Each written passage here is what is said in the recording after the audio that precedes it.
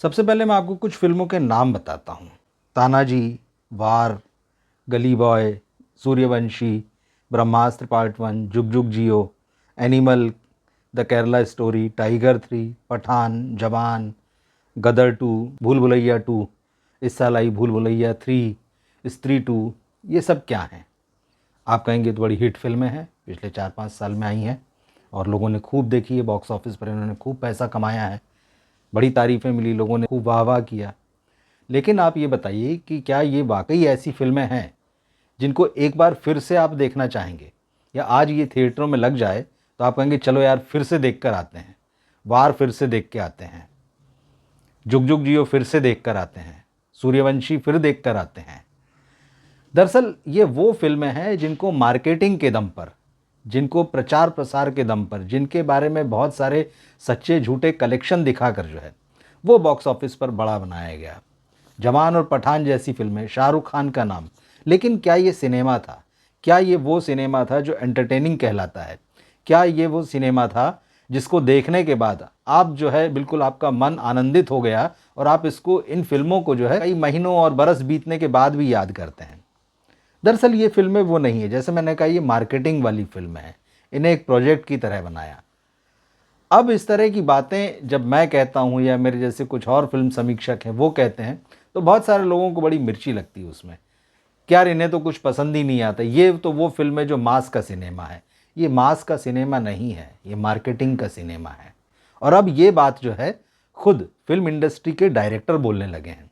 अब जैसा कि होता है आम तौर पर यहाँ पर या तो हाथ में हाथ डाल के काम करते हैं या फिर चुप्पी ओढ़ जाते हैं कि कौन किससे बुराई ले, क्योंकि सबको कहीं ना कहीं स्टार्स के साथ काम करना है। लेकिन अब दो डायरेक्टरों ने बॉलीवुड के, जिनका नाम ठीक ठाक है, उन्होंने ये बातें कही है कि बॉलीवुड का जो सिनेमा है एक तो खतरे में है और दूसरे पिछले 4-5 साल में जो ब्लॉकबस्टर और हिट और बड़ी फिल्में आई हैं, इन्होंने फिल्मों के नाम पर कचरा परोसा है।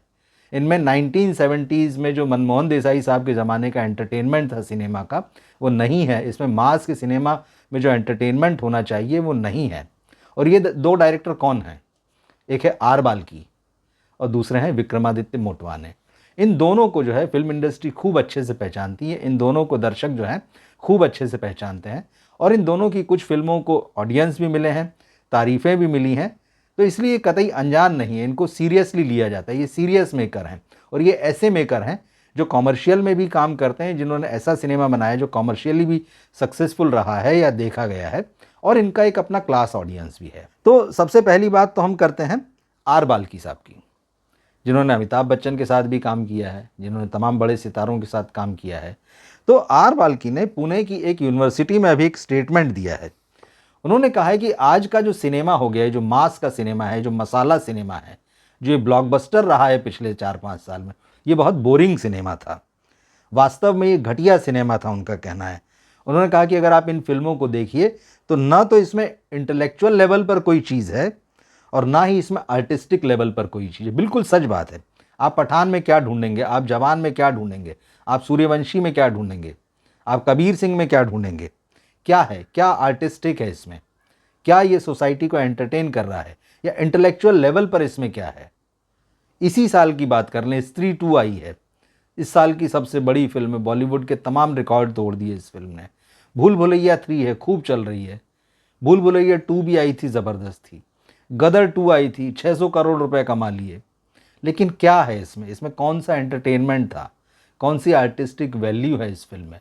लेकिन वही है कि पैसा बोलता है। पैसा कमा लिया, हो गया, फिल्म बड़ी हो गई। लेकिन आप सचमुच देखिए कि आप इन फिल्मों को क्या 2 साल बाद इसको फिर से देखना चाहेंगे? क्या ये फिल्म कहीं टीवी पर आ रही होगी या कभी आपको ओटीटी पर कोई कहेगा कि यार ज़रा 3 घंटे बैठ के हमारे साथ ये फिल्म देख लो, हम फिर से देखना चाहते हैं? क्यों देखेंगे? इस फिल्म में ऐसा क्या है? लेकिन वही एक मास हिस्टीरिया जो होता है इन फिल्मों के लिए, जैसा कि इन्होंने कहा है, आर बाल्की ने कहा है कि अब जो फिल्में बन रही हैं वो प्रोजेक्ट की तरह बन रही हैं। देखिए यही बातें हैं जो हम अपने वीडियोज़ में कहते हैं। अब फिल्में नहीं बन रही हैं, अब प्रोजेक्ट बन रहे हैं। अब जो है एक्सेल शीट पर सिनेमा बन रहा है। अब ये देखा जा रहा है कि हम कितना पैसा लगा रहे हैं, उसकी मार्केटिंग कैसे करनी है और वो पैसा जो है कई गुना होके कैसा लौटेगा। तो आर बाल्की ने एक बहुत ही महत्वपूर्ण स्टेटमेंट दिया यहाँ पर। उन्होंने कहा कि जिस तरह से आजकल ये फिल्में बनाई जा रही हैं पैसे के दम पर, एक्सेल शीट पर, और जब उसकी मार्केटिंग की जाती है तो इतनी चतुराई से की जाती है कि फिल्म घटिया होती है लेकिन उसके बारे में हवा बना दी जाती है, और जब तक ऑडियंस को ये बात समझ में आती कि यार ये तो फिल्म तो बेकार है, तब तक तो ये फिल्म पैसा बना के निकल चुकी होती है। आपको बेवकूफ़ बना दिया जाता है। घटिया फिल्में दर्शकों पर थोप दी जाती है, मार्केटिंग के बहाने, प्रचार के बहाने पूरा तंत्र लगता है। पीआर से लेके स्टार तक सब लग जाते हैं लोगों को ये बताने में कि हम एक घटिया फिल्म लाए हैं, लेकिन देखिए वो कितनी खूबसूरत है, कितनी शानदार, एक हवा बना दी जाती है। तो ये पूरा तंत्र है जो दर्शकों को, जो आपको धोखे में डालता है और आपकी जेब से पैसा निकाल ले जाता है। अब ऐसे में फिर अच्छी फिल्मों का क्या हो? तो अच्छी फिल्मों की अगर बात करें कि कैसी हैं, क्या हो रहा है उनके साथ में, तो यहाँ पर जो विक्रमादित्य मोटवाने का स्टेटमेंट है वो मैं आपको बताता हूँ। उन्होंने एक इंटरव्यू में एक बात कही है। उन्होंने कहा है कि अच्छी फिल्मों को तो समय ही नहीं मिलता कि वो थिएटर्स में लगी रहें। हालांकि उन्होंने कहा कि ओटीटी आने के बाद में और जो कोविड के बाद का दौर है, ये हिंदी सिनेमा के लिए बहुत ही ख़राब हो चुका है।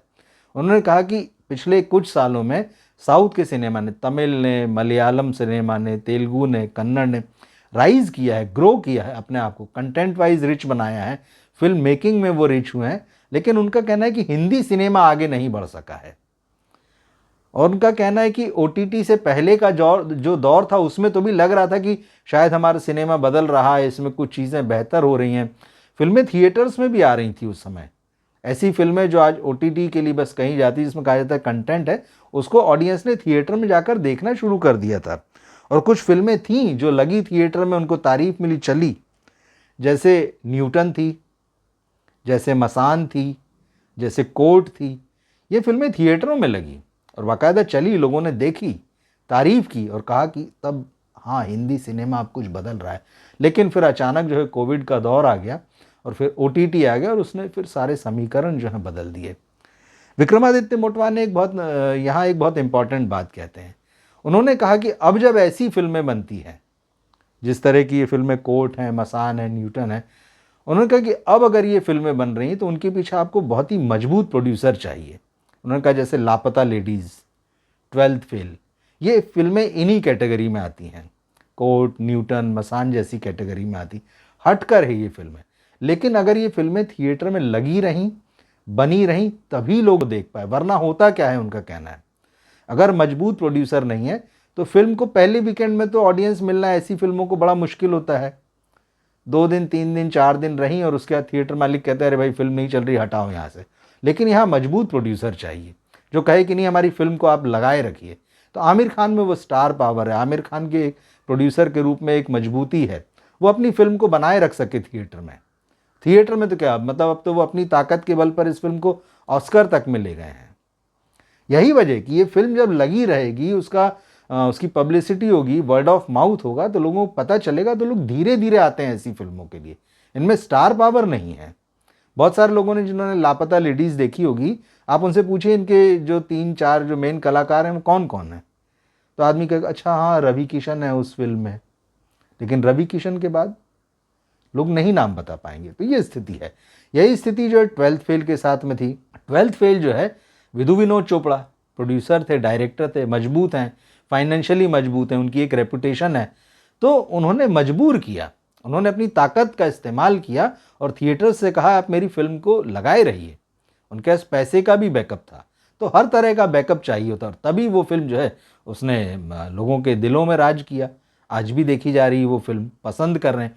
कंटेंट अच्छा होने बस से कुछ नहीं होगा। तो विक्रमादित्य मोटवाने ने भी जो है ये बहुत महत्वपूर्ण बात कही कि मतलब आपको ताकतवर प्रोड्यूसर चाहिए ऐसी फिल्मों के लिए। तो लेकिन ऐसा होगा कैसे?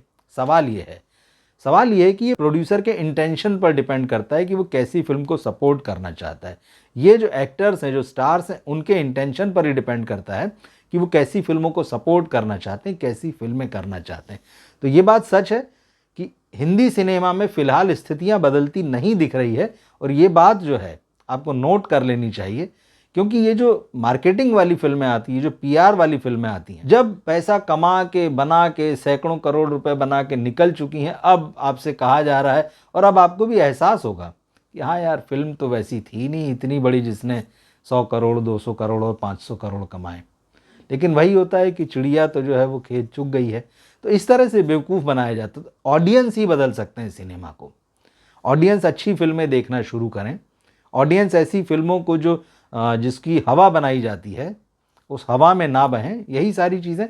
तो ये जो बात फिल्म समीक्षक कहते रहे हैं, वो फिल्म समीक्षक जो इस बाज़ार के दबाव में आए बगैर फिल्म की समीक्षा करते हैं, सही तस्वीर आपके सामने रखते हैं, तो वही बात जो है अब दबे स्वर में कहीं ना कहीं कोई ना कोई फिल्म इंडस्ट्री में भी कहने लगा है। इसका मतलब है कि इस बात का जो है एहसास उन्हें होने लगा है, बदलाव की अब ज़रूरत है। क्या सोचते हैं इन डायरेक्टर्स ने जो बातें कही है, और क्या सोचते हैं आप उन फिल्मों के बारे में जो पिछले 5 साल 4 साल में ब्लॉकबस्टर रही हैं? क्या अब आप उनको फिर से देखेंगे? उन फिल्मों के बारे में अब आपकी क्या राय बनती है? कमेंट बॉक्स में ज़रूर लिखिएगा। मिलते हैं फिर हम अगले वीडियो में। नमस्कार।